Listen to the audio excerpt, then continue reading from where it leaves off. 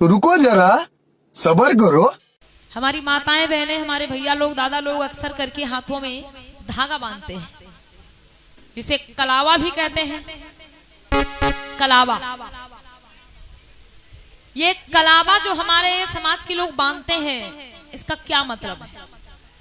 ये बांधना चाहिए कि नहीं बांधना चाहिए, इस पर ध्यान देंगे जरा। पहली बात हमको ये ध्यान देना है कि धागा बांधने से कोई कल्याण या कोई मुक्ति मोक्ष नहीं मिलने वाला। अगर हमको सुधार करना है, हम कल्याण चाहते हैं, तो भाई अपने कर्मों में सुधार करें, अपने व्यवहारों में सुधार करें। जो हम कर्म करते हैं, जो व्यवहार करते हैं दूसरों के साथ में, इसमें सुधार करें। धागा बांधने से या कंठी माला पहनने से कोई कल्याण मुक्ति मोक्ष नहीं मिलने वाला।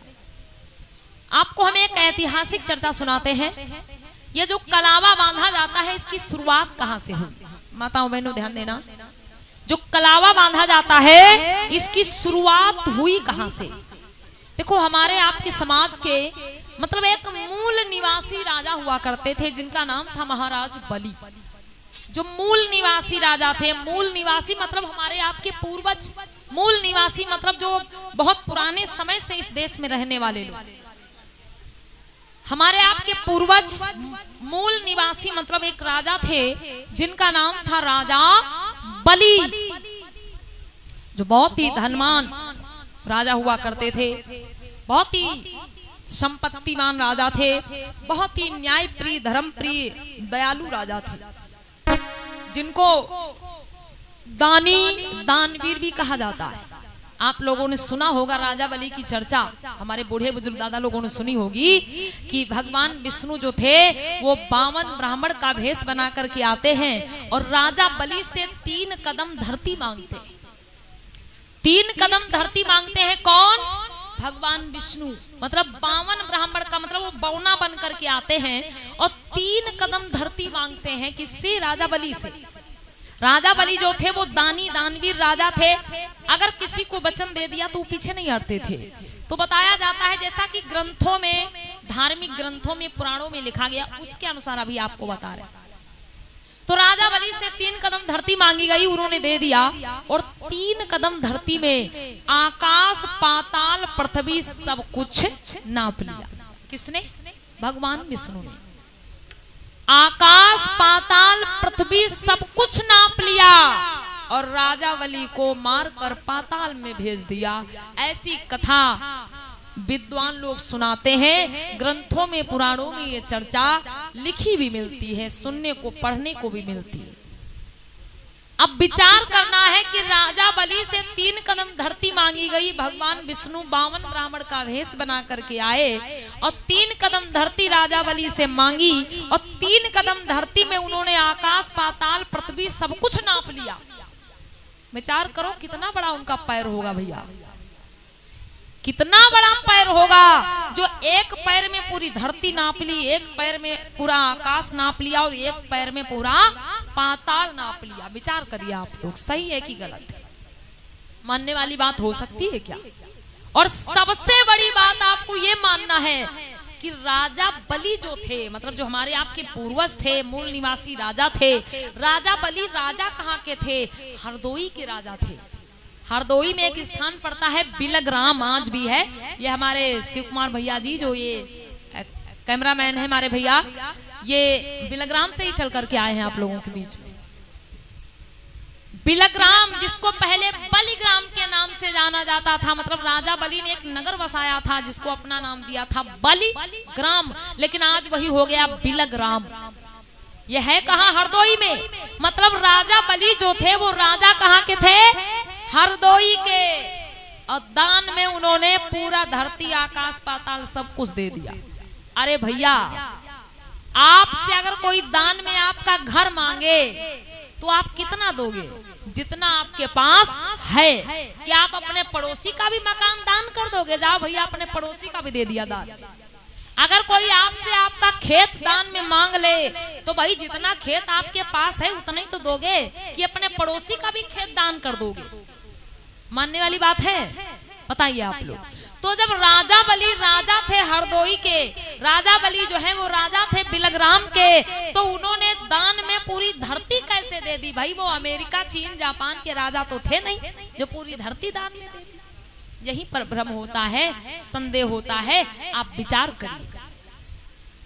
तो राजा बलि से 3 कदम धरती नहीं मांगी गई थी, बल्कि उनसे 3 वचन भरवाए गए थे। क्योंकि जब आर्य लोग हमारे इस देश में आए, आर्य विदेशी लोग, जैसा कि प्रमाण मिलता है सन 2000 ईसा पूर्व में बाहर से विदेशी आर्य लोग इस देश में आते हैं। हमारा ये देश हर प्रकार से संपन्न था, धन धान्य से भरपूर था, किसी प्रकार की कोई कमी नहीं थी। लेकिन जब आर्य विदेशी लोग इस देश में आए, यहाँ की सुख शांति को देखा, तो धीरे धीरे करके यहाँ की धन धरती को हड़प लिया। धीरे धीरे करके जो यहाँ के मूल निवासी राजा थे, किसी राजा का कत्ल करवा दिया, किसी राजा को धोखे से मार दिया, किसी राजा का राजपाट दान दक्षिणा में मांग लिया। ऐसे करके वो खुद यहाँ के राजा बन बैठे, और जो यहाँ के मूल निवासी थे, जो यहाँ के राजा थे, जो यहाँ के शासक थे, वो धनहीन और भूइहार हो गए। प्यारे बंधुओं, तो राजा बलि से 3 कदम धरती नहीं मांगी गई थी, बल्कि उनसे 3 वचन भरवाए गए थे।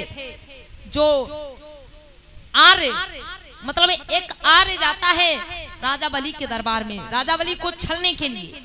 राजा बलि को हर प्रकार से वो लोग कोशिश करते हैं, लेकिन उनकी धन धरती को नहीं छीन पाते हैं।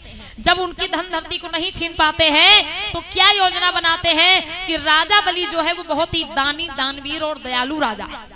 उसके राज्य में, उसके दरबार में अगर कोई ब्राह्मण या संत महात्मा प्रवेश करता है, तो वो कभी खाली हाथ नहीं लौटता है। इस बात का फायदा उठाया उन लोगों ने, और एक गरीब विप्र का भेष बना करके एक आर्य राजा बलि के दरबार में जाता है, और राजा बलि से कहता है कि हे राजन, मैं बहुत ही गरीब हूँ, मैं बहुत ही दीन और दुखी हूँ, मेरी मदद करो। राजा बलि कहते हैं ठीक है, आपको क्या चाहिए भाई, मांग लीजिए जो चाहिए। वो आर्य जो गरीब का भेष बना करके, छलिया बन करके राजा बलि के राज में प्रवेश करता है, और राजा बलि से कहता है कि राजन मैं मांगूंगा, लेकिन पहले मुझे वचन दो, पहले तिरवाचा भरो कि जो मैं मांगूंगा वो आप मुझको दे दोगे, मना नहीं करोगे। एक बात ध्यान देना, तिरवाचा जो शब्द आया, तिरवाचा, तिरवाचा का मतलब कुछ और नहीं। तिरवाचा का मतलब होता है 3 वचन, मनसा वाचा कर्मणा, जो भगवान बुद्ध के वचन है। और जितने भी इस भारत भूमि पर रहने वाले हमारे मूल निवासी राजा महाराजा हुए, वो बुद्ध के विचारों पर चलने वाले होते थे। मनसा वाचा कर्मणा, ये बुद्ध के वचन है, मतलब मन से, वचन से, कर्म से हर किसी का भला करो, किसी के साथ में गलत मत करो।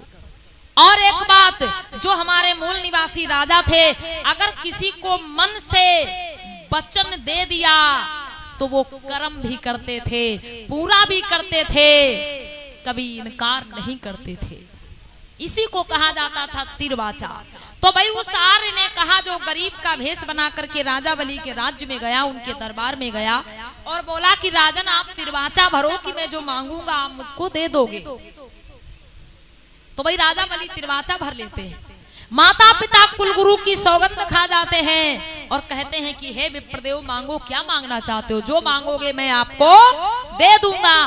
तब वो आर्य कहता है कि हे राजा बलि, मुझको इस धरती पर तुम्हारे 3 कदम चाहिए, मुझको और कुछ नहीं चाहिए, इस धरती पर तुम्हारे 3 कदम चाहिए।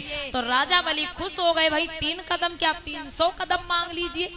तो वो आर्य बोला, नहीं, मैं इस धरती के 3 कदम नहीं मांग रहा हूँ, मैं इस धरती पर तुम्हारे 3 कदम मांग रहा हूँ कि वो अपने 3 कदम तुम मुझे दे दो, वो अपने 3 कदम इस धरती पर तुम कभी नहीं बढ़ाओगे, वो 3 कदम तुम आगे नहीं बढ़ाओगे, वो मुझे दे दो।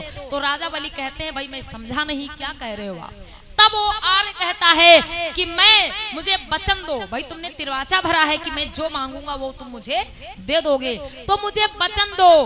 पहला कदम तुम्हारा ये चाहिए कि तुम्हारी आने वाली संतानें, तुम्हारी आने वाली पीढ़ी कभी शिक्षा की ओर नहीं जाएगी, अर्थात वो कभी शिक्षित नहीं बनेगी। दूसरा कदम तुम्हारा इस धरती पर कहाँ नहीं बढ़ेगा। मुझे वचन दो कि तुम्हारी आने वाली पीढ़ी, तुम्हारी आने वाली संतानें कभी धन संपत्ति इकट्ठा नहीं करेंगी, अर्थात वो कभी राजा या शासक नहीं बनेगी।